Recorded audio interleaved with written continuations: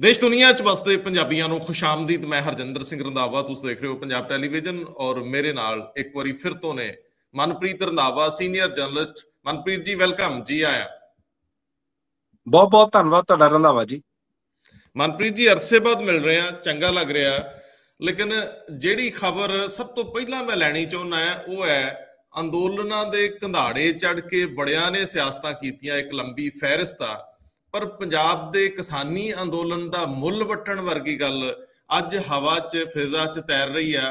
एक अकाली दल दे विच शमूलीयत हो रही है जिन्हें बहुत सारे धियां पुत्तां दा अगे जाके राह रोक लेना अंदोलनकारी होण दे नज़रियों, ਜਿਹੜੀਆਂ ਸੁੱਚੀਆਂ ਰੂਹਾਂ ਤੇ ਸੁੱਚੀਆਂ ਭਾਵਨਾਵਾਂ ਉਹਨਾਂ ਤੇ ਵੀ ਸ਼ੱਕ ਹੋਣਾ ਹੈ। ਅੰਦੋਲਨ ਮੁੱਕਿਆ ਨਹੀਂ ਔਰ ਅੰਦੋਲਨ ਮੁੱਕਣ ਤੋਂ ਪਹਿਲਾਂ ਤੁਸੀਂ ਸਿਆਸੀ ਲਾਹਾ ਲੈਣ ਤੁਰ ਪੋਗੇ ਤਾਂ ਫਿਰ ਕੌਣ ਕਿਹਦੇ ਤੇ ਵਿਸ਼ਵਾਸ ਕਰੂਗਾ।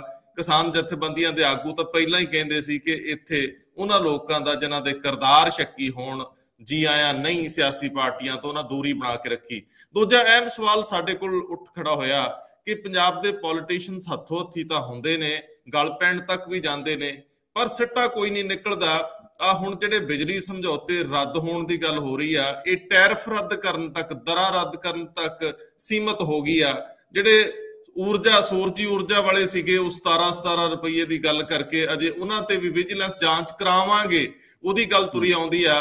ਕਦੇ ਕੈਪਟਨ ਅਮਰਿੰਦਰ ਸਿੰਘ 3.5 ਸਾਲ ਪਹਿਲਾਂ ਇਹ ਸਮਝੌਤੇ ਰੱਦ ਕਰਨ ਵੱਲ ਤੁਰਨਾ ਚਾਹੁੰਦੇ ਸੀ, ਉਹਦਾ ਰਾਹ ਕਿਹਨੇ ਰੋਕਿਆ ਕੋਈ ਸਪਸ਼ਟ ਨਹੀਂ ਕਰਦਾ। ਖੈਰੇ ਨੂੰ ਇੱਕ ਦਿਨ ਲਈ ਰਿਮਾਂਡ ਤੇ ਲੈ ਲਿਆ ਈਡੀ ਨੇ ਔਰ ਉਧਰਲੇ ਬੰਨੇ ਸਿਮਰਜੀਤ ਬੈਂਸ ਖਿਲਾਫ ਚਾਰਜਸ਼ੀਟ ਦਾਇਰ ਹੋ ਗਈ ਆ। ਸਿਆਸਤਦਾਨਾਂ ਨੂੰ ਕਿਵੇਂ ਵੇਖੀਏ ਸਮਝ ਨਹੀਂ ਆਉਂਦਾ। ਬਿਕਰਮ ਸਿੰਘ ਮਜੀਠੀਆ ਕਹਿੰਦੇ ਮੇਰੀ ਤਾਂ ਖਤਮ ਹੋਈ ਹੈ 3 ਸਾਲ ਪਹਿਲਾਂ, ਜਿੰਨੇ ਵੀ ਦੋਸ਼ ਸੀਗੇ ਰੱਦ ਹੋ ਚੁੱਕੇ ਆ, ਹੈ ਹੀ ਕੋਈ ਨਹੀਂ, ਤੁਸੀਂ ਨਵਾਂ ਦਰਜ ਕਰਨਾ ਚਾਹੁੰਦੇ ਹੋ। ਉਹ ਚੰਨੀ ਨੂੰ ਵੀ ਸਵਾਲਾਂ ਦੇ ਘੇਰੇ 'ਚ ਲੈ ਆਉਂਦੇ ਆ ਕਿ ਮੈਂ ਤਾਂ ਇਹਨਾਂ ਦੇ ਭਰਾ ਨੂੰ ਬਚਾਉਣ ਲਈ ਇਹਨਾਂ ਦੇ ਨਾਲ ਸੁਖਬੀਰ ਜੀ ਕੋਲ ਜਾਂਦਾ ਰਿਹਾ। ਆ ਪਰਦੇਦਾਰੀਆਂ ਜਿਹੜੀਆਂ ਸੀ ਇਹਨਾਂ ਦੇ ਅੰਦਰ ਕੀ ਕੁਝ ਹੁੰਦਾ ਰਿਹਾ, ਆਪੇ ਹੀ ਇਹ ਸਾਹਮਣੇ ਆਈ ਜਾਂਦੇ ਆ। ਖੈਰ ਬਹੁਤ ਚੰਗਾ ਲੱਗ ਰਿਹਾ ਔਰ ਮੈਨੂੰ ਦੱਸਿਓ ਜ਼ਰਾ ਤੁਹਾਡੀ ਪਹਿਲੀ ਟਿੱਪਣੀ, ਖਾਸ ਤੌਰ ਤੇ ਜਿਹੜੀ ਅਕਾਲੀ ਦਲ 'ਚ ਇੱਕ ਨਵੀਂ ਸ਼ਮੂਲੀਅਤ ਹੈ ਤੇ ਕਿਸਾਨੀ ਅੰਦੋਲਨ ਦੇ ਨਜ਼ਰੀਓਂ ਇਹਨੂੰ ਕਿਵੇਂ ਲਓਗੇ। ਰੰਧਾਵਾ ਜੀ, ਤੁਸੀਂ ਜਿਹੜੀ ਗੱਲ ਤੋਰੀ ਆ ਉਹਦੀ ਇੱਕ ਤਾਜ਼ਾ ਉਦਾਹਰਨ ਆ। ਪਹਿਲਾਂ ਉਸ ਤੋਂ ਬਾਅਦ ਚ ਆਪਾਂ ਆਉਨੇ ਆ ਇਹ ਮੋਹਾਲੀ ਵਾਲੇ ਕੇਸ ਤੇ ਵੀ, ਜਿੱਥੇ ਇਹ ਕਿਆਸੇ ਲਾਏ ਜਾ ਰਹੇ ਆ ਕਿ ਸ਼ਾਇਦ ਸੋਨੀਆ ਮਾਨ ਹੁਣੀ ਸ਼੍ਰੋਮਣੀ ਅਕਾਲੀ ਦਲ ਜੁਆਇਨ ਕਰ ਲੈਣ। ਬਿਲਕੁਲ ਕਰ ਸਕਦੇ ਆ, ਕਿਸੇ ਨੂੰ ਵੀ ਕੋਈ ਵੀ ਪਾਰਟੀ ਜੁਆਇਨ ਕਰਨ ਦਾ ਅਧਿਕਾਰ ਆ, ਉਹਨਾਂ ਦਾ ਅਖਤਿਆਰ ਆ।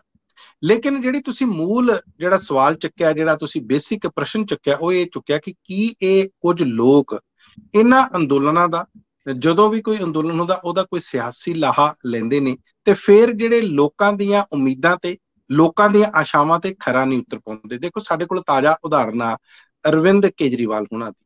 ਤੁਹਾਨੂੰ ਪਤਾ ਹੈ ਇੰਡੀਆ ਅਗੇਂਸਟ ਕਰਪਸ਼ਨ ਇੱਕ ਬਹੁਤ ਵੱਡਾ ਅੰਦੋਲਨ ਦਿੱਲੀ ਦੇ ਵਿੱਚ ਚੱਲਿਆ, ਰਾਮਲੀਲਾ ਮੈਦਾਨ ਦੇ ਵਿੱਚ ਚੱਲਿਆ ਤੇ ਜਿੱਥੇ ਜਾ ਕੇ ਅੰਨਾ ਹਜ਼ਾਰੇ ਨੇ ਇਹ ਅੰਦੋਲਨ ਚਲਾਇਆ ਤੇ ਬਹੁਤ ਸਾਰੇ ਪੂਰੇ ਭਾਰਤ ਵਿੱਚੋਂ ਵੱਖਰੇ ਖੇਤਰਾਂ ਤੋਂ ਲੋਕ ਉਹਦੇ ਨਾਲ ਜੁੜੇ। ਬਾਅਦ ਦੇ ਵਿੱਚ ਸਿਆਸੀ ਪਾਰਟੀ ਬਣੀ। ਅਰਵਿੰਦ ਕੇਜਰੀਵਾਲ ਉਹਨਾਂ ਨੇ, ਤੁਹਾਨੂੰ ਯਾਦ ਹੋਣਾ, ਕਿਹਾ ਸੀ ਕਿ ਮੈਨੂੰ ਵੰਗਾਰਿਆ ਗਿਆ, ਮੈਨੂੰ ਕਪਿਲ ਸਿੱਬਲ ਜਾਂ ਹੋਰ ਤਮਾਮ ਕਾਂਗਰਸ ਦੇ ਜਿਹੜੇ ਵੱਡੇ ਲੀਡਰ ਸੀ ਉਹਨਾਂ ਵੱਲੋਂ ਵੰਗਾਰਿਆ ਗਿਆ ਕਿ ਜੇ ਸਿਆਸਤ ਕਰਨੀ ਹੈ ਤੇ ਸਿਆਸਤਦਾਨ ਬਣ ਕੇ ਦਿਖਾ। ਖੈਰ ਉਹ ਸਿਆਸਤਦਾਨ ਬਣੇ, ਜਿੱਤ ਪ੍ਰਾਪਤ ਕੀਤੀ, ਲੋਕਾਂ ਨੇ ਅਥਾਹ ਪਿਆਰ ਦਿੱਤਾ, ਬੜਾ ਉਤਸ਼ਾਹ ਦੇ ਨਾਲ ਉਹਨਾਂ ਨੂੰ ਗੱਦੀ ਤੇ ਬਿਠਾਇਆ, ਯਾਨੀ ਕਿ ਉਹਨਾਂ ਨੂੰ ਦਿੱਲੀ ਦਾ ਮੁੱਖ ਮੰਤਰੀ ਬਣਾਇਆ। ਹੁਣ ਅੱਜ ਦੀ ਤਰੀਕ ਦੇ ਵਿੱਚ ਸ਼ਾਇਦ ਉਹਨਾਂ ਦੀ ਰਾਜਨੀਤੀ ਬਦਲ ਗਈ ਹੈ ਜਾਂ ਉਹਦੇ ਮਾਣੇ ਬਦਲ ਗਏ ਆ, ਇਹ ਆਪਣਾ ਲੇਕਿਨ ਮੂਲ ਵਿਸ਼ਾ ਨਹੀਂ ਹੈ। ਇਸ ਬਾਰੇ ਕਿਸੇ ਟਾਈਮ ਹੋਰ ਆਪਾਂ ਗੱਲ ਕਰ ਲਾਂਗੇ। ਮੂਲ ਵਿਸ਼ਾ ਕੀ ਆ ਕਿ ਕੀ ਇਹ ਜਿਹੜੇ ਅੰਦੋਲਨ ਚੱਲਦੇ ਆ ਉਹਦੇ ਵਿੱਚੋਂ ਕੁਝ ਲੋਕ ਸਿਆਸੀ ਲਾਹਾ ਲੈਂਦੇ ਨੇ। ਦੇਖੋ ਸਿਆਸਤ ਚ ਆਉਣਾ ਕੋਈ ਮਾੜੀ ਗੱਲ ਨਹੀਂ ਹੈ, ਰਾਜਨੀਤੀ ਚ ਆਉਣਾ, ਕਿਸੇ ਦਲ ਨੂੰ ਜੁਆਇਨ ਕਰਨਾ ਬਿਲਕੁਲ ਮਾੜਾ ਨਹੀਂ, ਲੇਕਿਨ ਜਿਹੜੀਆਂ ਉਮੀਦਾਂ ਜਾਂ ਜਿਹੜੀਆਂ ਸਾਡੀਆਂ ਹੋਪਸ ਉਹਨਾਂ ਤੋਂ ਜਾਗ ਜਾਂਦੀਆਂ ਨੇ, ਆਸ਼ਾਵਾਂ ਹੋ ਜਾਂਦੀਆਂ ਨੇ ਕਿ ਇਹ ਸਾਡਾ ਅੱਗੇ ਜਾ ਕੇ ਕੁਝ ਸਵਾਰਨਗੇ, ਸਾਡੇ ਲੋਕ ਹਿੱਤ ਦੀ ਗੱਲ ਕਰਨਗੇ, ਲੋਕ ਭਲਾਈ ਦੀ ਗੱਲ ਕਰਨਗੇ, ਉਹ ਕਿਤੇ ਨਾ ਕਿਤੇ ਪਿਛੜ ਜਾਂਦੀਆਂ, ਕਿਤੇ ਨਾ ਕਿਤੇ ਪਿੱਛੇ ਰਹਿ ਜਾਂਦੇ ਤੇ ਜਿਹੜੇ ਇਹੋ ਜਿਹੇ ਲੋਕਾਂ ਦੇ ਜਿਹੜੇ ਹਿੱਤ ਹੁੰਦੇ ਆ ਉਹ ਕਿਸੇ ਹੋਰ ਪਾਸੇ ਚਲੇ ਜਾਂਦੇ ਆ। ਔਰ ਤੁਹਾਡਾ ਕਹਿਣਾ ਇਹ ਬਿਲਕੁਲ ਠੀਕ ਆ ਕਿ ਇਹ ਇੱਕ ਬਹੁਤ ਵੱਖਰੀ ਪਿਰਤ ਪਾਉਂਦਾ, ਵੱਖਰੀ ਇੱਕ ਤਰ੍ਹਾਂ ਦੀ ਉਦਾਹਰਨ ਸਾਹਮਣੇ ਸੈੱਟ ਕਰਦਾ।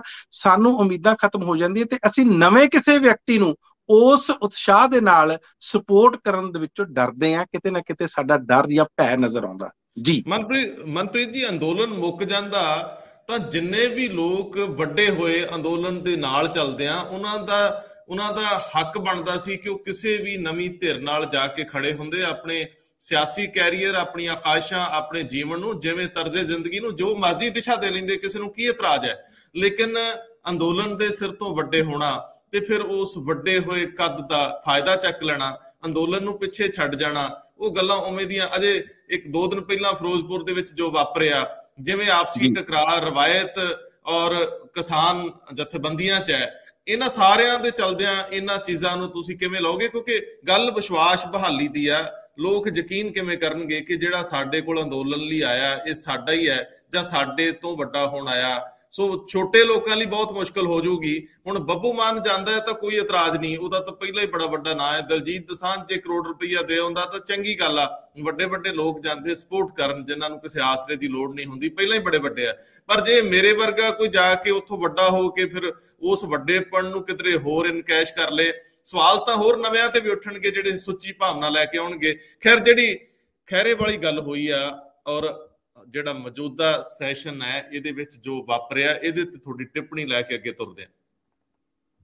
ਦੇਖੋ, ਸੁਖਪਾਲ ਖਹਿਰਾ ਦੀ ਤੁਸੀਂ ਗੱਲ ਕੀਤੀ ਹੈ, ਇਹ ਆਪਾਂ ਨੂੰ ਸਾਰਿਆਂ ਨੂੰ ਪਤਾ ਕਿ ਜਿਹੜਾ ਐਨਫੋਰਸਮੈਂਟ ਡਾਇਰੈਕਟੋਰੇਟ ਆ, ਉਹਨੇ ਮਨੀ ਲਾਂਡਰਿੰਗ ਦੇ ਕੇਸ ਦੇ ਵਿੱਚ ਸੁਖਪਾਲ ਖਹਿਰਾ ਹੋਣਾ ਨੂੰ ਗ੍ਰਿਫਤਾਰ ਕੀਤਾ। ਉਹ ਆਪਣੀ ਇੱਕ ਸਟੇਟਮੈਂਟ ਦਰਜ ਕਰਾਉਣ ਗਏ ਸੀ।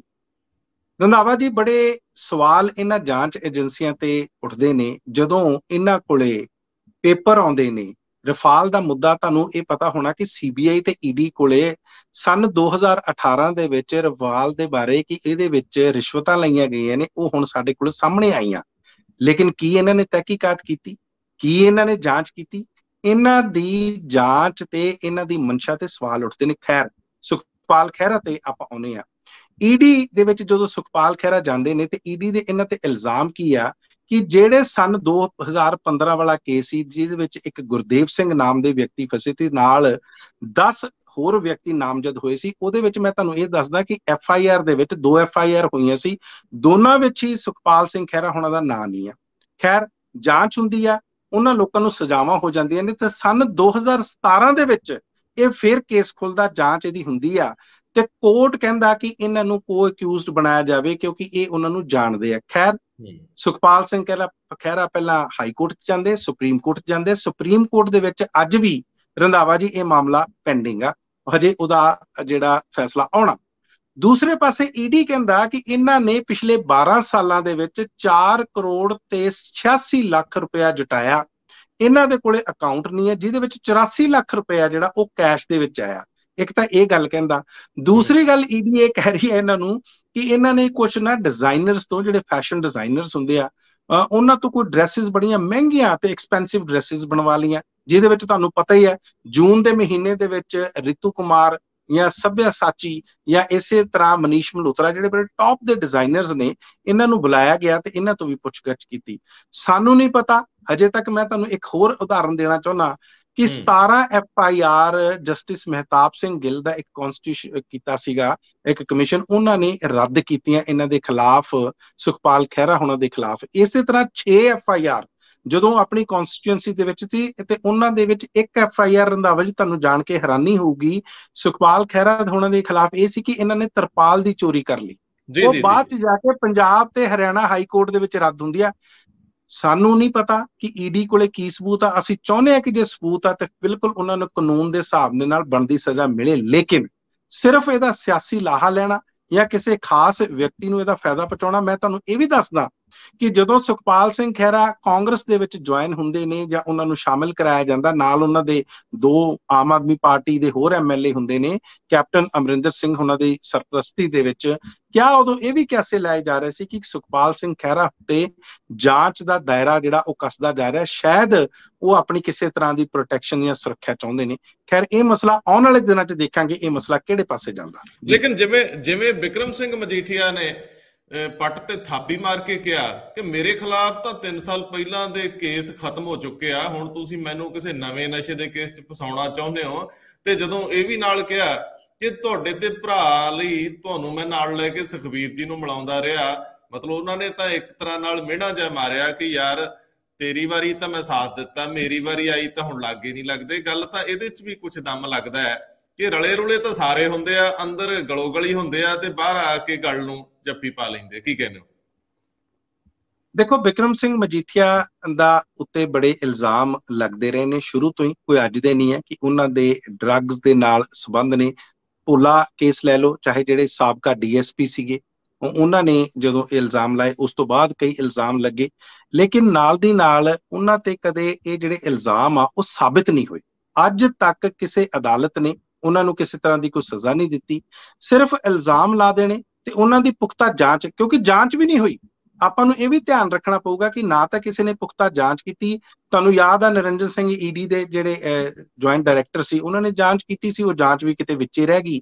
ਤੇ ਪੰਜਾਬ ਸਰਕਾਰ ਨੇ ਇਸ ਤਰ੍ਹਾਂ ਦਾ ਕੋਈ ਹੀਲਾ ਨਹੀਂ ਕੀਤਾ, ਇਸ ਤਰ੍ਹਾਂ ਦਾ ਕੋਈ ਉਪਰਾਲਾ ਨਹੀਂ ਕੀਤਾ ਕਿ ਜਾਂਚ ਨੂੰ ਸਿਰੇ ਤੱਕ, ਨਤੀਜੇ ਤੱਕ ਪਹੁੰਚਾਇਆ ਜਾਵੇ। ਅੱਜ ਬਿਕਰਮ ਸਿੰਘ ਮਜੀਠੀਆ ਉਲਟਾ ਇਹਨਾਂ ਨੂੰ ਵੰਗਾਰ ਰਹੇ ਨੇ। ਉਹ ਪਹਿਲਾਂ ਤਾਂ ਕਹਿੰਦੇ ਸੁਖਜਿੰਦਰ ਸਿੰਘ ਰੰਧਾਵਾ, ਜਿਨ੍ਹਾਂ ਨੇ ਹੁਣੇ ਉਹਨਾਂ ਦੇ ਸਨ ਇਨ ਲਾਅ ਨੂੰ, ਤੁਹਾਨੂੰ ਪਤਾ ਹੀ ਆ, ਐਡੀਸ਼ਨਲ ਐਡਵੋਕੇਟ ਜਨਰਲ ਦੀ ਉਹਨਾਂ ਦੀ ਅਪਾਇੰਟਮੈਂਟ ਹੋਈ ਹੈ, ਵਿਵਾਦਾਂ ਚ ਆ ਗਈ ਹੈ। ਲੇਕਿਨ ਉਹਨਾਂ ਨੇ ਕਿਹਾ ਕਿ ਤੁਸੀਂ ਚਾਹੇ ਆਪਣੇ ਸਨ ਇਨ ਲਾਅ ਤਰੁਣਵੀਰ ਸਿੰਘ ਲਹਿਲ ਉਹਨਾਂ ਦਾ ਨਾਮ ਆ, ਚਾਹੇ ਉਹਨਾਂ ਨੂੰ ਲੈ ਆਓ। ਤੇ ਬਲਕਿ ਉਹਨਾਂ ਨੇ ਨਵਜੋਤ ਸਿੰਘ ਸਿੱਧੂ ਹੋਣਾ ਨੂੰ ਵੀ ਵੰਗਾਰਿਆ ਕਿ ਤੁਹਾਡੇ ਜਿਹੜੇ ਪਿਤਾ ਜੀ ਸੀ ਭਗਵਾਨ ਸਿੰਘ, ਜਿਹੜੇ ਪੰਜਾਬ ਦੇ ਐਡਵੋਕੇਟ ਜਨਰਲ ਆ, ਤੁਸੀਂ ਆਪ ਆ ਕੇ ਉੱਥੇ ਰਿਪਰੈਜ਼ੈਂਟ ਕਰ ਲਓ, ਜਾਂ ਇਸ ਤਰ੍ਹਾਂ ਦਾ ਕੋਈ ਵਕੀਲ ਲੈ ਆਓ, ਤਾਂ ਕਮ ਸੇ ਕਮ ਸਾਬਤ ਤਾਂ ਕਰੋ, ਕਾਨੂੰਨ ਦੀ ਚੱਲੂਗੀ। ਜਿਹੜਾ ਚੀਫ ਜਸਟਿਸ ਆ ਜਾਂ ਉੱਥੋਂ ਦੇ ਜੱਜਿਸ ਆ ਜਾਂ ਹੋਰ ਵਕੀਲ ਨੇ, ਕਾਨੂੰਨ ਹੀ ਇਸ ਚੀਜ਼ ਦਾ ਫੈਸਲਾ ਕਰੂਗਾ। ਤੁਹਾਡੀਆਂ ਖਾਲੀ ਟਿੱਪਣੀਆਂ ਜਾਂ ਖੋਖਲੀਆਂ ਟਿੱਪਣੀਆਂ, ਆਪਾਂ ਨੂੰ ਸਾਰਿਆਂ ਨੂੰ ਪਤਾ ਰੰਧਾਵਾ ਜੀ ਕਿਸ ਤਰ੍ਹਾਂ ਅਰਵਿੰਦ ਕੇਜਰੀਵਾਲ ਹੋਣਾ ਨੇ ਇਹ ਸਾਰੇ ਇਲਜ਼ਾਮ ਲਾ ਕੇ ਉਹਨਾਂ ਤੋਂ ਮਾਫੀਆਂ ਵੀ ਮੰਗੀਆਂ ਸੀ।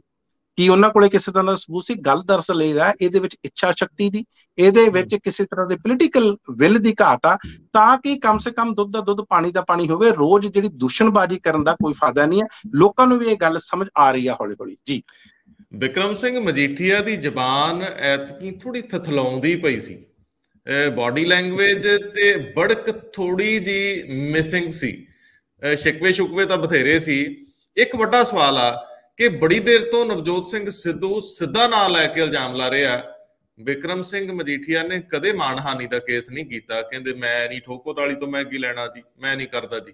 ਹੁਣ ਮੁੱਖ ਮੰਤਰੀ ਪੰਜਾਬ ਨੇ ਵਿਧਾਨ ਸਭਾ ਦੇ ਵਿੱਚ, ਹੁਣ ਰਿਕਾਰਡ ਤੇ ਲਿਆਉਣ ਨਾ ਲਿਆਉਣ ਗੱਲ ਵੱਖਰੀ ਹੈ, ਵਿਧਾਨ ਸਭਾ ਦੇ ਵਿੱਚ ਖੜ ਕੇ ਕਹਿਤਾ ਕਿ ਬਾਰਡਰ ਤੋਂ ਤੁਸੀਂ ਚਾਹੁੰਦੇ ਹੋ ਵੀ ਨਸ਼ਾ ਆਈ ਜਾਵੇ ਤੇ ਮਜੀਠੀਏ ਦੇ ਨਾਂ ਤੇ ਵਿਕੀ ਜਾਵੇ।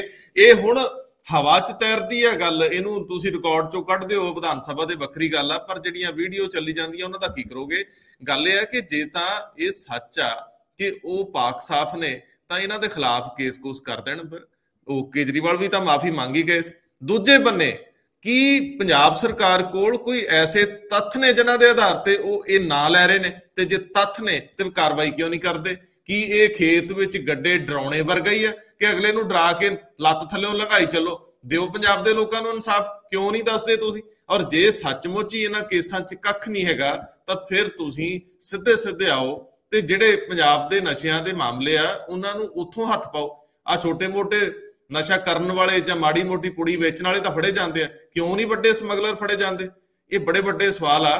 ਪਰ ਮੈਂ ਇਹ ਤੁਹਾਡੇ ਤੋਂ ਸਿਰਫ ਇੰਨੀ ਕੁ ਜਾਣਕਾਰੀ ਜ਼ਰੂਰ ਲੈਣੀ ਆ ਕਿ ਸਿਆਸਤਦਾਨ ਭਰੋਸੇਯੋਗ ਰਹੇ ਆ ਕਿ ਨਹੀਂ? ਕਿ ਜੋ ਲੜਾਈਆਂ ਹੋ ਰਹੀਆਂ, ਇਹ ਲੜਾਈਆਂ ਸੱਚਮੁੱਚ ਦਿਲਾਂ 'ਚ ਨੇ ਜਾਂ ਦਿਖਾਵੇ ਦੀਆਂ ਨੇ? ਇੱਕ ਟਿੱਪਣੀ ਬਸ ਇੰਨੀ। ਲੱਗਦਾ ਨਹੀਂ ਕਿ ਦਿਲਾਂ 'ਚ ਹੈ, ਸਿਰਫ ਦਿਖਾਵੇ ਦੀਆਂ ਜ਼ਿਆਦਾ ਲੱਗਦੇ। ਕਿ ਜੇ ਦਿਖਾਵੇ ਦੀਆਂ ਨਾ ਹੋਣ ਤਾਂ ਵਾਕਈ ਜੋ ਇਹ ਲੋਕ ਕਹਿੰਦੇ ਨੇ, ਜੋ ਸਹੁੰਆਂ ਖਾਂਦੇ ਨੇ, ਕੋਈ ਜਿਹੜੇ ਸਾਬਕਾ ਮੁੱਖ ਮੰਤਰੀ ਨੇ ਆਪਣੇ ਕੈਪਟਨ ਅਮਰਿੰਦਰ ਸਿੰਘ, ਉਹ ਗੁਟਕਾ ਸਾਹਿਬ ਦੀ ਸਹੁੰ ਖਾਂਦੇ ਨੇ, ਕੋਈ ਸੰਵਿਧਾਨ ਦੀ ਸਹੁੰ ਖਾਂਦਾ, ਕੋਈ ਕਿਸੇ ਤਰ੍ਹਾਂ ਦੀ ਸਹੁੰ ਖਾਂਦਾ। ਮੇਰਾ ਕਹਿਣ ਦਾ ਮਤਲਬ, ਕੱਲ ਬਿਕਰਮ ਸਿੰਘ ਮਜੀਠੀਆ ਨੇ ਵੀ ਕਿਹਾ ਕਿ ਸਾਨੂੰ ਜਿਹੜੇ ਕੁਝ ਵਿਧਾਇਕਾਂ ਨੇ ਕਿਹਾ ਕਿ ਤੁਹਾਡੇ ਨਾਲ ਮਾੜੀ ਹੋਈ ਤੇ ਅਸੀਂ ਗੁਰਦੁਆਰਾ ਸਾਹਿਬ ਚੜ੍ਹਨ ਨੂੰ ਤਿਆਰ ਆ। ਸੋ ਹਰ ਕੋਈ ਕੋਸ਼ਿਸ਼ ਕਰਦਾ ਕਿ ਅਸੀਂ ਜਨਤਾ ਦਾ ਭਰੋਸਾ ਜਿੱਤੀਏ, ਲੇਕਿਨ ਮੈਨੂੰ ਲੱਗਦਾ ਨਹੀਂ। ਆਮ ਤੌਰ ਤੇ ਜਿਹੜੇ ਸਾਰੇ ਪਾਰਟੀਆਂ ਦੇ ਸਿਆਸਤਦਾਨ ਆ, ਉਹ ਲੋਕਾਂ ਦਾ ਲਗਭਗ ਭਰੋਸਾ ਗਵਾ ਚੁੱਕੇ ਆ। ਲੋਕਾਂ ਨੂੰ ਇਹਨਾਂ ਤੋਂ ਉਮੀਦਾਂ ਬਹੁਤ ਘੱਟ ਰਹਿ ਗਈਆਂ, ਖਾਸ ਤੌਰ ਤੇ ਰਵਾਇਤੀ ਪਾਰਟੀਆਂ ਨੂੰ। ਬਦਲ ਚਾਹੁੰਦੇ ਆ, ਲੇਕਿਨ ਬਦਲ ਮਿਲਦਾ ਨਹੀਂ, ਤੇ ਜੇ ਬਦਲ ਆਉਂਦਾ ਉਹ ਫਿਰ ਕਿਸੇ ਹੋਰ ਪਾਸੇ ਨੂੰ ਲੱਗ ਜਾਂਦਾ, ਉਹ ਸੱਤਾ ਦੇ ਨਸ਼ੇ ਦੇ ਵਿੱਚ ਚੂਰ ਹੋ ਜਾਂਦਾ। ਇਸ ਕਰਕੇ ਇਹ ਬਹੁਤ ਜ਼ਰੂਰੀ ਹੈ ਕਿ ਇਹਨਾਂ ਨੂੰ ਸਿਰਫ ਸਿਆਸੀ ਇੱਕ ਦੂਸਰੇ ਤੇ ਦੂਸ਼ਣਬਾਜ਼ੀ, ਇੱਕ ਦੂਸਰੇ ਤੇ ਦੋਸ਼ ਲਾਉਣੇ, ਉਹ ਉੱਥੋਂ ਤੱਕ ਸੀਮਿਤ ਨਾ ਰਹਿਣ। ਲੋਕਾਂ ਨੂੰ ਹਮੇਸ਼ਾ ਲਈ ਬੇਵਕੂਫ ਨਾ ਬਣਾਇਆ ਜਾਵੇ ਤੇ ਉਹਨਾਂ ਨੂੰ ਕਿਸੇ ਲੌਜੀਕਲ ਕਨਕਲੂਜਨ ਤੇ ਲਿਜਾ ਕੇ ਵਾਕਿਆ ਸਿੱਟਿਆ ਕੱਢਿਆ ਜਾਵੇ, ਤਾਂ ਕਿ ਦੁੱਧ ਦਾ ਦੁੱਧ ਤੇ ਪਾਣੀ ਦਾ ਪਾਣੀ ਹੋਵੇ। ਸੋ ਇਹ ਚੀਜ਼ਾਂ ਸਾਨੂੰ ਕੱਲ ਵਿਧਾਨ ਸਭਾ ਦੇ ਵਿੱਚ ਦੇਖਣ ਨੂੰ ਮਿਲਿਆ। ਤੁਸੀਂ ਦੇਖੋ, 5 ਵਾਰੀ ਵਾਕਆਊਟ ਹੁੰਦਾ, 4 ਵਾਰੀ ਹਾਊਸ ਅਡਜਰਨ ਹੁੰਦਾ, ਬਹੁਤ ਜ਼ਿਆਦਾ ਹੰਗਾਮਾ ਹੁੰਦਾ। ਔਰ ਜਦੋਂ ਚਰਨਜੀਤ ਸਿੰਘ ਚੰਨੀ ਜਿਹੜੇ ਪੰਜਾਬ ਦੇ ਮੁੱਖ ਮੰਤਰੀ ਆ, ਉਹ ਟ੍ਰੈਜਰੀ ਬੈਂਚਸ ਤੇ ਬੈਠੇ ਆ, ਤੇ ਜਿਹੜੀ ਆਪੋਜੀਸ਼ਨ ਦੇ ਚਾਹੇ ਬਿਕਰਮ ਸਿੰਘ ਮਜੀਠੀਆ ਤੇ ਉੱਥੇ ਨਵਜੋਤ ਸਿੰਘ ਸਿੱਧੂ ਹੋਣੀ ਵੀ ਖੜੇ ਦਿਖਾਈ ਦਿੰਦੇ ਆ, ਬਹੁਤ ਨੇੜੇ ਆ ਕੇ ਇੱਕ ਦੂਸਰੇ ਨਾਲ ਗੱਲ ਕਰਦੇ ਆ। ਉਸ ਟਾਈਮ ਮੈਨੂੰ ਨਹੀਂ ਲੱਗਦਾ ਜਿਹੜੇ ਪੰਜਾਬ ਦੇ ਮਾਰਸ਼ਲ ਆ ਵਿਧਾਨ ਸਭਾ ਦੇ, ਉਹਨਾਂ ਨੂੰ ਹਦਾਇਤਾਂ ਕਿਉਂ ਨਹੀਂ ਸੀ ਕਿ ਇਸ ਤਰ੍ਹਾਂ ਨਹੀਂ ਹੋਣ ਦੇਣਾ। ਆਮ ਤੌਰ ਤੇ ਇੰਨੀ ਨਜ਼ਦੀਕੀ ਤੋਂ ਕੋਈ ਵੀ ਨਹੀਂ ਗੱਲ ਕਰਦਾ, ਉੱਥੇ ਇੱਕ ਡੈਕੋਰਮ ਹੁੰਦਾ, ਉੱਥੇ ਇੱਕ ਪ੍ਰੋਟੋਕਾਲ ਹੁੰਦਾ, ਔਰ ਸਪੀਕਰ ਸਾਹਿਬ ਨੂੰ ਉਹਦੇ ਵਿੱਚ ਮੈਨੂੰ ਲੱਗਦਾ ਬੜੀ ਜਲਦੀ ਧਿਆਨ ਦੇਣ ਦੀ ਲੋੜ ਸੀ। ਖੈਰ ਬਾਅਦ ਦੇ ਵਿੱਚ ਉਹਨਾਂ ਨੇ ਸਾਰਿਆਂ ਨੂੰ ਸਸਪੈਂਡ ਕਰ ਦਿੱਤਾ। ਇਹ ਚੀਜ਼ਾਂ ਜਿਹੜੀਆਂ ਆਪਸ ਦੇ ਵਿੱਚ ਦੂਸ਼ਣਬਾਜ਼ੀ ਹੋਣੀ, ਔਰ ਕਈ ਤਰ੍ਹਾਂ ਦੇ ਉਹਨਾਂ ਨੇ ਰਿਮਾਰਕਸ ਜਾਂ ਜਿਹੜੇ ਇਸ ਤਰ੍ਹਾਂ ਦੀਆਂ ਸਟੇਟਮੈਂਟਸ ਟਿੱਪਣੀਆਂ ਐਕਸਪੰਜ ਕੀਤੀਆਂ, ਤੇ ਇੱਥੇ ਤੱਕ ਕਿ ਜਿਹੜੇ ਚੀਫ ਮਿਨਿਸਟਰ ਸੀ, ਮੁੱਖ ਮੰਤਰੀ, ਉਹਨਾਂ ਦੇ ਵੀ ਕੁਝ ਟਿੱਪਣੀਆਂ ਐਕਸਪੰਜ ਹੋਈਆਂ। ਆਮ ਤੌਰ ਤੇ ਮੁੱਖ ਮੰਤਰੀ ਸਾਹਿਬ ਕੋਈ ਇਸ ਤਰ੍ਹਾਂ ਦੀ ਗੱਲ ਕਰਦੇ ਨਹੀਂ ਹੈ ਕਿ ਜਿਨ੍ਹਾਂ ਨੂੰ ਐਕਸਪੰਜ ਕਰਨ ਦੀ ਜਾਂ ਕੱਢਣ ਦੀ ਲੋੜ ਪਵੇ। ਸੋ ਇਸ ਤਰ੍ਹਾਂ ਦੀਆਂ ਗੱਲਾਂ ਰੰਧਾਵਾ ਸਾਹਿਬ ਤਮਾਮ ਹੋਈਆਂ। ਜਿੱਥੋਂ ਤੱਕ ਤੁਸੀਂ ਮਨਪ੍ਰੀਤ ਬਾਦਲ ਬਾਰੇ ਕਹੇ, ਜੋ ਤੁਸੀਂ ਪੁੱਛੋ ਤਾਂ ਆਪਾਂ ਉਹਨਾਂ ਬਾਰੇ ਵੀ ਗੱਲ ਕਰ ਸਕਦੇ ਹਾਂ। ਜਰੂਰ ਗੱਲ ਰੱਖੋ ਜਾਰੀ। ਦੇਖੋ, ਮਨਪ੍ਰੀਤ ਬਾਦਲ ਹੁਣੀ ਕੱਲ ਬੜੀ ਦੁਚਿੱਤੀ 'ਚ ਫਸ ਗਏ, ਕੜਿੱਕੀ 'ਚ ਫਸ ਗਏ ਮੈਂ ਕਹੂੰਗਾ, ਜਦੋਂ ਕੰਵਰ ਸੰਧੂ ਆਪ ਦੇ MLA ਨੇ, ਹਾਲਾਂਕਿ ਉਹ ਪਾਰਟੀ ਵੱਲੋਂ ਸਸਪੈਂਡਡ ਚੱਲ ਰਹੇ ਨੇ, ਉਹਨਾਂ ਨੇ ਸਵਾਲ ਕੀਤਾ ਕਿ ਮਨਪ੍ਰੀਤ ਬਾਦਲ ਜੀ, ਤੁਸੀਂ ਇਹ ਦੱਸੋ ਕਿ ਜਦੋਂ ਇਹ ਬਿਜਲੀ ਸਮਝੌਤੇ ਹੋ ਰਹੇ ਸੀ ਤੇ ਤੁਸੀਂ ਤਾਂ ਆਪ ਉਦੋਂ ਖਜ਼ਾਨਾ ਮੰਤਰੀ ਸੀ ਸ਼੍ਰੋਮਣੀ ਅਕਾਲੀ ਦਲ ਤੇ ਭਾਜਪਾ ਸਰਕਾਰ ਦੇ ਦੌਰਾਨ, ਤੇ ਕੀ ਤੁਸੀਂ ਇਹਨਾਂ ਦਾ ਵਿਰੋਧ ਕੀਤਾ ਸੀ? ਕੀ ਤੁਸੀਂ ਉਦੋਂ ਅਸਤੀਫਾ ਦਿੱਤਾ ਸੀ? ਤੇ ਮਨਪ੍ਰੀਤ ਬਾਦਲ ਹੁਣਾਂ ਨੇ ਜੀ ਮੈਂ ਕਹਿੰਦੇ ਉਸ ਟਾਈਮ ਅਸਤੀਫਾ ਦੇ ਦਿੱਤਾ ਸੀ। ਕੰਵਰ ਸੰਧੂ ਫੇਰ ਉੱਠੇ, ਉਹਨਾਂ ਨੇ ਕਿਹਾ ਨਹੀਂ ਜੀ, ਤੁਸੀਂ ਜਿਹੜਾ ਅਸਤੀਫਾ ਦਿੱਤਾ ਸੀ ਉਹ ਜਿਹੜੀ ਸਬਸਿਡੀਜ਼ ਮਿਲਦੀਆਂ ਸੀ ਬਿਜਲੀ ਤੇ ਜਾਂ ਹੋਰ ਚੀਜ਼ਾਂ ਤੇ, ਤੁਸੀਂ ਸਬਸਿਡੀਜ਼ ਦਿੱਤਾ ਸੀ, ਨਾ ਕਿ ਤੁਸੀਂ ਬਿਜਲੀ ਸਮਝੌਤਿਆਂ ਦਾ ਵਿਰੋਧ ਦੇ ਵਿੱਚ ਅਸਤੀਫਾ ਦਿੱਤਾ ਸੀ। ਹੁਣ ਦੱਸੋ ਕਿਸ ਕਰਕੇ? ਉਸ ਤੋਂ ਬਾਅਦ ਮਨਪ੍ਰੀਤ ਬਾਦਲ ਉੱਠੇ ਨਹੀਂ, ਚੁੱਪ ਕੀਤੇ ਰਹੇ। ਇੱਕ ਹੋਰ ਗੱਲ ਮੈਂ ਇਹ 'ਚ ਦੱਸਦਾ, ਉਹਨਾਂ ਤੇ ਇਹ ਵੀ ਇਲਜ਼ਾਮ ਲੱਗੇ ਕਿ ਜਿਹੜੀਆਂ ਪ੍ਰਾਈਵੇਟ ਬੱਸਾਂ ਜਾਂ ਬੱਸਾਂ ਚੱਲਦੀਆਂ ਨੇ, ਉਹਨਾਂ ਤੇ ਉਹਨਾਂ ਨੇ ਹਜੇ ਤੱਕ ਟੈਕਸ ਨਹੀਂ ਭਰੇ। ਔਰ ਤੁਹਾਨੂੰ ਪਤਾ ਹੀ ਹੈ ਕਿ ਕਿਸ ਤਰ੍ਹਾਂ ਰਾਜਾ ਵੜਿੰਗ, ਜਿਹੜੇ ਅਮਰਿੰਦਰ ਸਿੰਘ ਰਾਜਾ ਵੜਿੰਗ ਨੇ ਟਰਾਂਸਪੋਰਟ ਮੰਤਰੀ, ਉਹ ਮੁਹਿੰਮ ਚਲਾ ਰਹੇ ਨੇ। ਤੇ ਮਨਪ੍ਰੀਤ ਬਾਦਲ ਹੋਣਾ ਨੇ ਫੇਰ ਇਹ ਗੱਲ ਦੀ ਐਕਸਪਲੇਨ ਕੀਤਾ, ਕਹਿੰਦੇ ਜੀ ਉਹ ਮੇਰੀਆਂ ਭੈਣ ਦੀਆਂ ਬੱਸਾਂ ਨੇ, ਅਸੀਂ ਜਲਦੀ ਹੀ ਟੈਕਸ ਭਰ ਦਾਂਗੇ, ਕਰੋਨਾ ਕਰਕੇ ਟੈਕਸ ਨਹੀਂ ਦਿੱਤਾ ਗਿਆ। ਤੇ ਜੇ ਇਹੀ ਪਲੀ ਜਾਂ ਇਹੀ ਐਕਸਕਿਊਜ਼ ਬਾਕੀ ਵੀ ਲੈ ਸਕਦੇ ਆ ਕਿ ਸਾਡੇ ਤੋਂ ਵੀ ਨਹੀਂ ਟੈਕਸ ਦਿੱਤੇ, ਔਰ ਲੈ ਰਹੇ ਆ।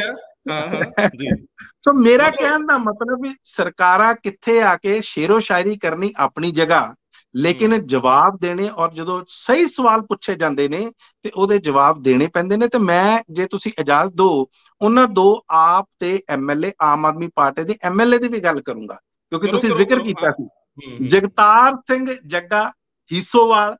ਉਹ ਕਹਿੰਦੇ ਜੀ ਆਮ ਆਦਮੀ ਪਾਰਟੀ ਤਾਂ, ਜਿਹੜਾ ਆਮ ਆਦਮੀ ਅਸਲੀ ਆ ਉਹ ਤਾਂ ਚਰਨਜੀਤ ਸਿੰਘ ਚੰਨੀ ਨੇ, ਉਹ ਤਾਂ ਪੰਜਾਬ ਦੇ ਮੁੱਖ ਮੰਤਰੀ ਨੇ। ਇਸੇ ਤਰ੍ਹਾਂ ਜਗਦੇਵ ਸਿੰਘ ਕਮਾਲੂ, ਉਹਨਾਂ ਨੇ ਪੁਲ ਬੰਨ ਤੇ ਤਾਰੀਫ ਦੇ, ਜਿਸ ਤਰ੍ਹਾਂ ਉਹਨਾਂ ਨੇ ਗੱਲ ਕੀਤੀ ਅਮਰਿੰਦਰ ਸਿੰਘ ਰਾਜਾ ਵੜਿੰਗ ਹੋਣੀ ਸੀ, ਇਹ ਤਾਂ ਕਮਾਲ ਦਾ ਕੰਮ ਕਰ ਰਹੇ ਆ, ਮਾਫੀਆ, ਬੱਸ ਮਾਫੀਆ ਤੇ ਨੱਥ ਪਾ ਰਹੇ। ਸੋ ਇਸ ਤਰ੍ਹਾਂ ਦੀਆਂ ਸਾਨੂੰ ਕੱਲ ਘਟਨਾਵਾਂ ਦੇਖਣ ਨੂੰ ਮਿਲੀਆਂ, ਔਰ ਕਿੱਦਾਂ ਇੱਕ ਦੂਸਰੇ ਦੇ ਪ੍ਰਤੀ ਦੂਸ਼ਣਬਾਜ਼ੀ ਮਿਲੀ, ਔਰ ਇਸੇ ਇੱਕ ਪਾਰਟੀ ਦੇ, ਆਮ ਆਦਮੀ ਪਾਰਟੀ ਦੇ 2 MLA ਵੱਲੋਂ ਕਾਂਗਰਸ ਦੀ ਤਾਰੀਫ ਕਰਦੇ ਹੋਏ ਮਿਲੇ। ਤੇ ਸਾਨੂੰ ਲੱਗਦਾ ਕਿਤੇ ਰੁਪਿੰਦਰ ਕੌਰ ਰੂਬੀ ਵਰਗਾ ਕੋਈ ਆਉਣ ਵਾਲੀ ਘਟਨਾ ਹੋਰ ਨਾ ਵਾਪਰ ਜਾਵੇ। ਜੀ ਨਹੀਂ, ਵਾਪਰ ਚੁੱਕੀ ਹੈ। ਜੋ ਦੇਖੋ ਜੈਸਚਰ ਹੈਗੇ ਉਹ ਤਾਂ ਇਹ ਸ਼ੋਅ ਕਰਦੇ ਆ ਕਿ ਮਨ ਬਦਲ ਚੁੱਕੇ ਆ, ਔਰ ਜਿਹੜੇ ਚਰਨਜੀਤ ਸਿੰਘ ਚੰਨੀ ਨੇ ਉਹ ਆਪਣੀ ਕਾਰਜਸ਼ੈਲੀ ਨਾਲ ਬਹੁਤ ਸਾਰੇ ਲੋਕਾਂ ਤੇ ਅਸਰ ਪਾ ਚੁੱਕੇ। ਮੈਨੂੰ ਤਾਂ ਇੰਝ ਲੱਗਦਾ ਜਿਵੇਂ ਇਲੈਕਸ਼ਨ ਤੋਂ ਪਹਿਲਾਂ ਕਾਂਗਰਸ ਵੱਲ ਹਵਾ ਦਾ ਰੁਖ ਦੇਖ ਕੇ ਇਹ ਲੋਕ ਉਧਰ ਗਏ ਆ।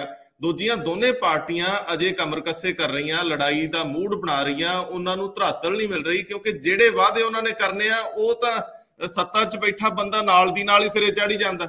ਹੁਣ ਇਸ ਵੇਲੇ ਸ਼ਾਇਦ ਚਰਨਜੀਤ ਸਿੰਘ ਚੰਨੀ ਲਈ ਸਭ ਤੋਂ ਆਸਾਨ ਰਾਹ ਹੈ, ਕਿਉਂਕਿ ਸਮਾਂ ਬਹੁਤ ਥੋੜਾ ਹੈ, ਉੱਥੇ ਇਹ ਪ੍ਰਬੰਧ ਕਰਨ ਦੀ ਲੋੜ ਨਹੀਂ ਵੀ ਕਿਸੇ ਸਕੀਮ ਲਈ ਪੈਸਾ ਕਿੱਥੋਂ ਆਊਗਾ, 2 ਮਹੀਨਿਆਂ ਲਈ ਕਿਹੜੇ ਪੈਸੇ ਦੇ ਏਡੇ ਪ੍ਰਬੰਧ ਕਰਨੇ ਪੈਂਦੇ। ਕਈ ਸਕੀਮਸ ਤਾਂ ਅੱਗੇ ਜਾ ਕੇ ਇੰਪਲੀਮੈਂਟ ਹੋਣੀਆਂ ਅਪ੍ਰੈਲ 'ਚ। ਖੈਰ, ਇਹ ਸਭ ਤੋਂ ਔਖਾ ਮਸਲਾ ਬਣ ਗਿਆ ਜਿਹੜੀਆਂ 2 ਰਵਾਇਤੀ ਵਿਰੋਧੀ ਪਾਰਟੀਆਂ ਨੇ ਪਿਛਲੇ 5-7 ਸਾਲਾਂ ਦੀਆਂ, ਆਮ ਆਦਮੀ ਪਾਰਟੀ ਔਰ ਕਾਂਗਰਸ। ਮੈਂ ਇੱਥੇ ਸਿਆਸਤਦਾਨਾਂ ਦੇ ਖਿਲਾਫ ਅਦਾਲਤਾਂ ਦੇ ਸਖਤ ਰੁਖ ਦਾ ਜ਼ਿਕਰ ਵੀ ਕਰਨਾ ਚਾਹੂੰਗਾ, ਜਿੱਥੇ ਕੇਸਿਸ ਨੂੰ ਲੈ ਕੇ ਜਿਹੜੇ ਇਹ ਕਾਨੂੰਨ ਘਾੜੇ ਨੇ, ਇਹਨਾਂ ਦੇ ਖਿਲਾਫ ਸਖਤ ਨੇ ਅਦਾਲਤਾਂ। ਸਿਮਰਜੀਤ ਸਿੰਘ ਬੈਂਸ ਦੇ ਖਿਲਾਫ ਇੱਕ ਖਬਰ ਹੈ ਕਿ ਕੱਲ ਚਾਰਜ ਸ਼ੀਟ ਦਾਇਰ ਕਰਤੀ ਆ ਲੁਧਿਆਣੇ ਦੀ ਅਦਾਲਤ ਵਿੱਚ, ਜਿਹੜਾ ਰੇਪ ਕੇਸ ਸੀਗਾ, ਔਰ ਕਾਫੀ ਉਹਦੇ ਵਿੱਚ ਹੋਰ ਲੋਕ ਵੀ ਸ਼ਾਮਲ ਨੇ। ਇਹ ਵਾਕਿਆ ਹੀ ਬੜਾ ਦਿਲਚਸਪ ਹੋਊਗਾ ਦੇਖਣਾ ਕਿ ਜਿੰਨੇ ਵੀ ਸਿਆਸਤਦਾਨ ਕੇਸਾਂ ਚ ਉਲਝੇ ਆ, ਜੇਕਰ ਉਹਨਾਂ ਦੀ ਡੇ ਬਾਏ ਡੇ ਦੇ ਆਧਾਰ ਤੇ ਸੁਣਵਾਈ ਹੁੰਦੀ ਆ ਤਾਂ ਕਿੰਨੇ ਲੋਕ ਇਲੈਕਸ਼ਨਾਂ ਲੜਨ ਤੋਂ ਵੀ ਬਾਹਰ ਹੋ ਸਕਦੇ। ਇੱਥੇ ਵੀ ਟਿੱਪਣੀ ਦੇ ਦਿਓ। ਇਹ ਲੋਕ ਹੁਣ ਸੌਖਿਆਂ ਨਹੀਂ ਬਚਣਗੇ, ਜਿਹੜੇ ਜਿੱਥੇ ਮਰਜ਼ੀ ਚਾਹੁੰਦੇ ਸੀ ਪਰਚਾ ਕਰਾ ਦਿੰਦੇ ਸੀ, ਜਿੱਥੇ ਮਰਜ਼ੀ ਸੀਨਾ ਜੋਰੀ ਕਰਦੇ ਆ ਪੰਜਾਬ ਦੇ ਪੋਲੀਟੀਸ਼ੀਅਨ, ਕਿਉਂਕਿ ਇੱਥੇ ਵੰਡੈਟਾ ਪੋਲਿਟਿਕਸ ਵੀ ਆ ਤੇ ਇੱਥੇ ਪਿੰਡਾਂ 'ਚ ਧੜੇਬੰਦੀ ਆ, ਸਾਨੂੰ ਲੜਾ ਮਾਰਿਆ ਗਿਆ। ਹੁਣ ਜਦੋਂ ਇਹ ਆਮਣੇ ਸਾਹਮਣੇ ਹੋਏ, ਤਮਾਸ਼ਾ ਲੋਕ ਵੇਖ ਰਹੇ ਆ, ਤੇ ਇਹਨੂੰ ਕਿੱਦਾਂ ਪ੍ਰਭਾਸ਼ਿਤ ਕਰੋਗੇ? ਰੰਧਾਵਾ ਜੀ, ਤੁਸੀਂ ਇੱਕ ਜ਼ਿਕਰ ਕੀਤਾ ਸੀ ਕਿ ਕਿਸ ਤਰ੍ਹਾਂ ਸੁਪਰੀਮ ਕੋਰਟ ਨੇ ਤਮਾਮ ਭਾਰਤ ਦੇ ਹਾਈ ਕੋਰਟਸ ਨੂੰ ਹਦਾਇਤਾਂ ਦਿੱਤੀਆਂ ਸੀ ਕਿ ਜਿਹੜੇ ਸਿਆਸਤਦਾਨਾਂ ਦੇ ਕੇਸ ਨੇ ਉਹਨਾਂ ਨੂੰ ਪਹਿਲ ਦੇ ਆਧਾਰ ਤੇ ਤੁਸੀਂ ਜਲਦੀ ਨਜਿੱਠੋ, ਉਹਨਾਂ ਦਾ ਪਹਿਲ ਦੇ ਆਧਾਰ ਤੇ ਫੈਸਲਾ ਕਰੋ, ਤਾਂ ਕਿ ਸਾਨੂੰ ਪਤਾ ਲੱਗੇ ਕਿ ਵਾਕਿਆ ਕੋਈ ਵੈਂਡੇਟਾ ਪੋਲਿਟਿਕਸ ਨਹੀਂ, ਜਾਂ ਜਿਸ ਤਰ੍ਹਾਂ ਤੁਸੀਂ ਕਿਹਾ ਕਿ ਬਦਲੇ ਦੀ ਰਾਜਨੀਤੀ ਨਹੀਂ। ਹੁਣ ਤੁਸੀਂ ਸਿਮਰਜੀਤ ਸਿੰਘ ਬੈਂਸ ਉਹਨਾਂ ਦੀ ਗੱਲ ਕੀਤੀ ਹੈ, ਦੱਸੋ ਇਹਦੇ ਵਿੱਚ ਅਸੀਂ ਪੂਰੀ ਤਰ੍ਹਾਂ ਇਸ ਕੇਸ ਨੂੰ ਫੋਲੋ ਕਰ ਰਹੇ ਹਾਂ। ਸਾਨੂੰ ਨਹੀਂ ਪਤਾ, ਕਿਉਂਕਿ ਜਿਹੜੇ ਵਿਕਟਮ ਨੇ ਇਸ ਕੇਸ ਦੇ ਵਿੱਚ ਜਿਨ੍ਹਾਂ ਨੇ ਸ਼ਿਕਾਇਤ ਕੀਤੀ ਆ, ਉਹ ਕਈ ਵਾਰੀ ਆਪਣੀ ਸ਼ਿਕਾਇਤ ਲੈ ਕੇ ਅੱਗੇ ਆਉਂਦੇ ਆ ਤੇ ਕਈ ਵਾਰੀ ਪਿੱਛੇ ਹਟ ਜਾਂਦੇ ਆ, ਕਈ ਵਾਰੀ ਮੁੱਕਰ ਜਾਂਦੇ ਆ। ਹੋ ਸਕਦਾ ਉਹਨਾਂ ਤੇ ਬਹੁਤ ਸਾਰਾ ਪ੍ਰੈਸ਼ਰ, ਕਿਉਂਕਿ ਸਿਆਸਤਦਾਨ ਜਿਹੜੇ ਹੁੰਦੇ ਨੇ ਉਹਨਾਂ ਦੇ ਜਿਹੜੇ ਹੱਥ ਉਹ ਕਹਿੰਦੇ ਬੜੇ ਲੰਮੇ ਹੁੰਦੇ ਨੇ, ਬੜੇ ਉਹਨਾਂ ਦੇ ਵੈਲ ਕਨੈਕਟਡ ਹੁੰਦੇ ਨੇ, ਆਪਾਂ ਨੂੰ ਸਾਰਿਆਂ ਨੂੰ ਪਤਾ। ਆਪਾਂ ਚਾਹੁੰਦੇ ਆ ਕਿ ਇਹਨਾਂ ਕੇਸਾਂ ਦਾ ਸਿਰਫ ਸਿਆਸੀ ਲਾਹਾ ਨਾ ਲਿੱਤਾ ਜਾਵੇ।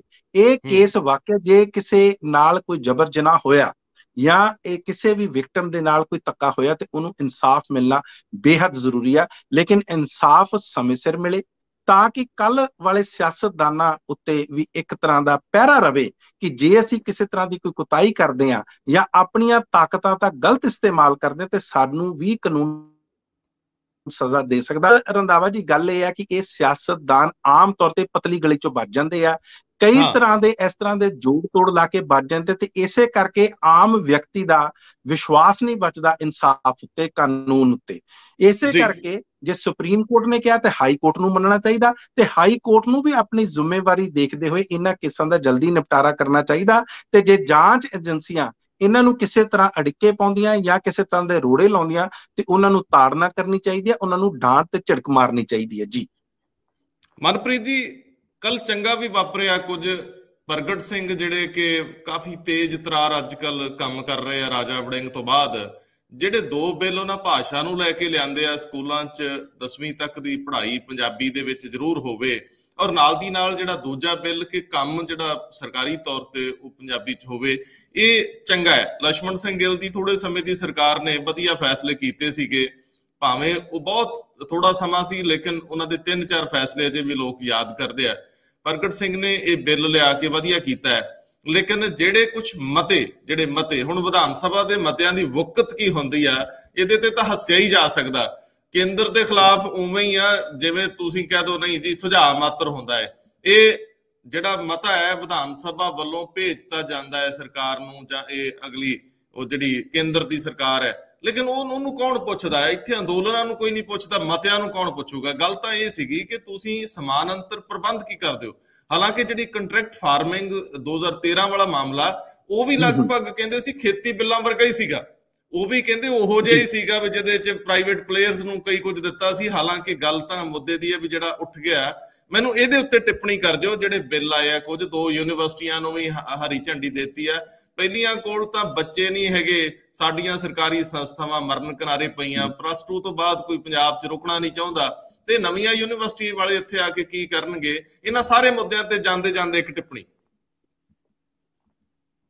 ਦੇਖੋ, ਸਭ ਤੋਂ ਪਹਿਲਾਂ ਤਾਂ ਜਿਹੜਾ ਪੰਜਾਬੀ ਭਾਸ਼ਾ ਦਾ ਜਿਹੜਾ ਬਿੱਲ ਆਇਆ ਕਿ ਪੰਜਾਬ ਦਾ ਜਿਹੜਾ ਕੰਮ ਔਰ ਸਰਕਾਰੀ ਕੰਮਕਾਜ ਪੰਜਾਬੀ 'ਚ ਹੋਣਾ ਚਾਹੀਦਾ, ਪ੍ਰਕਾਸ਼ ਸਿੰਘ ਬਾਦਲ ਹੋਣਾ ਦੀ ਸਰਕਾਰ ਜਿਹੜੀ ਸ਼੍ਰੋਮਣੀ ਅਕਾਲੀ ਦਲ ਭਾਜਪਾ ਸਰਕਾਰ ਵੀ ਇਹ ਬਿੱਲ ਲੈ ਕੇ ਆਈ ਸੀ, ਲੇਕਿਨ ਜ਼ਮੀਨੀ ਸਤਰ ਤੇ ਧਰਾਤਲ ਤੇ ਇਹ ਕਦੇ ਲਾਗੂ ਨਹੀਂ ਸੀ ਹੋਇਆ। ਬੜੀ ਚੰਗੀ ਗੱਲ ਹੈ ਜੇ ਪ੍ਰਗਟ ਸਿੰਘ ਹੁਣੀ ਇਹ ਬਿੱਲ ਲੈ ਕੇ ਆਏ ਆ।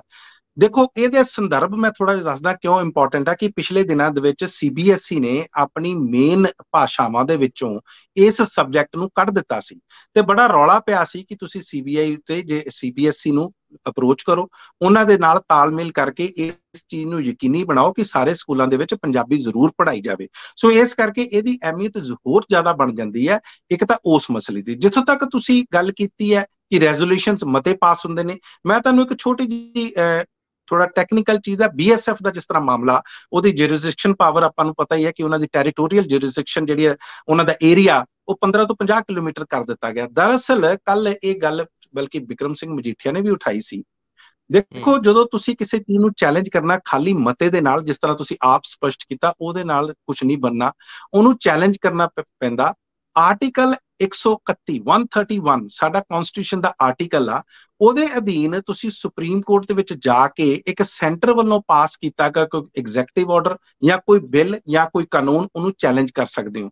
ਇੱਕ ਆਰਟੀਕਲ 256 ਵੀ ਹੈ ਕਿ ਜਿਹੜਾ ਪਾਰਲੀਮੈਂਟ ਦਾ ਕੋਈ ਵੀ ਐਕਟ ਹੁੰਦਾ ਉਹ ਸਟੇਟਾਂ ਤੇ ਜਾਂ ਸੂਬਿਆਂ ਤੇ ਲਾਗੂ ਹੁੰਦਾ। ਆਮ ਤੌਰ ਤੇ ਅਸੀਂ ਫੰਡਾਮੈਂਟਲ ਰਾਈਟ ਜਿਹੜਾ ਆਰਟੀਕਲ 32 ਆ ਉਹਦੇ ਅਧੀਨ ਅਸੀਂ ਚੈਲੰਜ ਕਰ ਦਿੰਦੇ ਹਾਂ। ਸੋ ਇਹ ਬਹੁਤ ਜ਼ਰੂਰੀ ਹੈ। ਖਾਲੀ ਮਤਾ ਤਾਂ ਹੁਣ ਜਿਵੇਂ ਤੁਸੀਂ ਦੱਸਿਓ ਖੇਤੀ ਕਾਨੂੰਨਾਂ ਦੇ ਖਿਲਾਫ ਤੀਸਰਾ ਮਤਾ ਆ ਗਿਆ, ਤੇ ਕੀ ਅਸੀਂ ਸਿਰਫ ਇੰਨਾ ਕਹਿ ਦੇਣਾ ਕਿ ਮਤਾ ਪਾਸ ਹੋ ਗਿਆ ਅਸੀਂ ਇਸ ਚੀਜ਼ ਨੂੰ ਰੋਕ ਸਕਦੇ ਹਾਂ? ਕਿਉਂਕਿ ਕਿਸਾਨਾਂ ਦਾ ਜਿਹੜਾ ਅੰਦੋਲਨ ਆ ਉਹ ਇਸ ਤਰ੍ਹਾਂ ਖਤਮ ਨਹੀਂ ਹੋਣਾ। ਸਨ 2013 ਵਾਲਾ ਪੰਜਾਬ ਕੰਟਰੈਕਟ ਫਾਰਮਿੰਗ ਐਕਟ ਜਿਹੜਾ ਹੈਗਾ ਉਹ ਖਤਮ ਕੀਤਾ ਗਿਆ। ਬਿਲਕੁਲ ਤੁਹਾਡੀ ਗੱਲ ਠੀਕ ਹੈ ਰੰਧਾਵਾ ਜੀ, ਇਨ ਬਿਨ ਉਹ ਇਸੇ ਤਰ੍ਹਾਂ ਦਾ ਹੀ ਆ, ਉਹੀ ਕਲੌਜ਼ਸ ਨੇ, ਉਹੀ ਉਸੇ ਤਰ੍ਹਾਂ ਦਾ ਸਬ ਸੈਕਸ਼ਨ ਸਾਰਾ ਕੁਝ ਆ।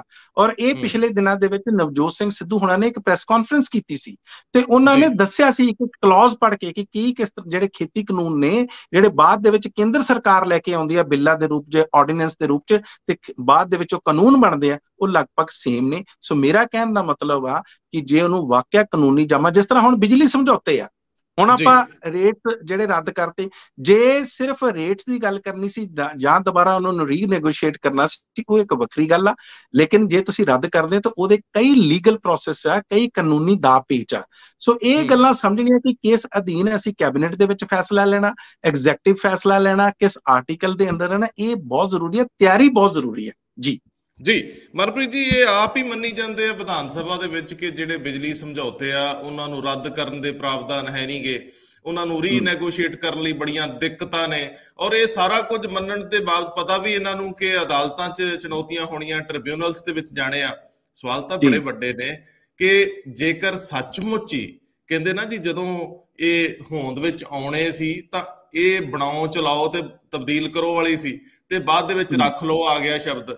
ਇਹ ਬਹੁਤ ਜਾਂਚ ਦੇ ਵਿਸ਼ੇ ਨੇ ਕਿ ਸਟੇਟ ਦਾ ਸਰਮਾਇਆ 50,000 ਕਰੋੜ ਮਨਪ੍ਰੀਤ ਬਾਦਲ ਦੱਸ ਰਿਹਾ, ਔਰ ਰਾਜਾ ਵੜਿੰਗ ਕੱਲ ਪਰਸੋਂ ਦੱਸਦੇ ਪਏ ਸੀ ਕਿ ਇੰਨੇ 1000 ਕਰੋੜ ਦਾ ਨੁਕਸਾਨ ਹੋ ਗਿਆ। ਉਹ ਕਿਹੜੇ ਖਾਤਿਆਂ 'ਚ ਪਾਓਗੇ? ਫਿਰ ਤਾਂ ਸਾਰੇ ਪੋਲੀਟੀਸ਼ੀਅਨ ਜਿਹੜੇ ਸੱਤਾ 'ਚ ਰਹੇ ਆ ਉਹਨਾਂ ਦੇ ਘਰ ਤੇ ਕਾਰੋਬਾਰ ਕੁਰਕ ਕਰਾ ਲਓ ਭਾਈ, ਸਾਡਾ ਸਟੇਟ ਸਾਨੂੰ ਮੋੜ ਦਿਓ, ਸਾਡੇ ਪੁੱਤ ਧੀਆਂ ਕਿਉਂ ਨਹੀਂ ਰਹਿਣਾ ਚਾਹੁੰਦੇ? ਜੇ ਸੱਚਮੁੱਚ ਹੀ ਸੋਨੇ ਦੀ ਚਿੜੀ ਬਣ ਸਕਦਾ ਸੀ ਤਾਂ ਇਹਨੂੰ ਲੁੱਟਿਆ ਪੁੱਟਿਆ ਕਿਹਨੇ ਆ? ਉਹ ਫੈਸਲੇ ਤਾਂ ਕਰ ਦਿਓ, ਪਰ ਕੌਣ ਕਰੂਗਾ? ਇਹ ਸਾਰੇ ਹੀ ਤਾਂ ਰਲੇ ਹੋਏ ਆ। ਇਹ ਵਿਧਾਨ ਸਭਾ ਤੋਂ ਬਾਹਰ ਪੌੜੀਆਂ ਉਤਰ ਕੇ ਅੰਦਰ ਇੱਕ ਦੂਜੇ ਦੇ ਗਲ ਨੂੰ ਪੈਂਦੇ ਆ ਤੇ ਆਉਂਦਿਆਂ ਬਾਹਰ ਗਲ ਲੱਗ ਜਾਂਦੇ ਆ। ਮੈਨੂੰ ਅਜੇ ਵੀ ਇਹਨਾਂ ਤੇ ਸ਼ੱਕ ਹੈ ਇਹ ਸਿਆਸਤਦਾਨ ਸੱਤਾ ਦੇ ਲਈ ਸਾਰਾ ਕੁਝ ਕਰ ਰਿਹਾ।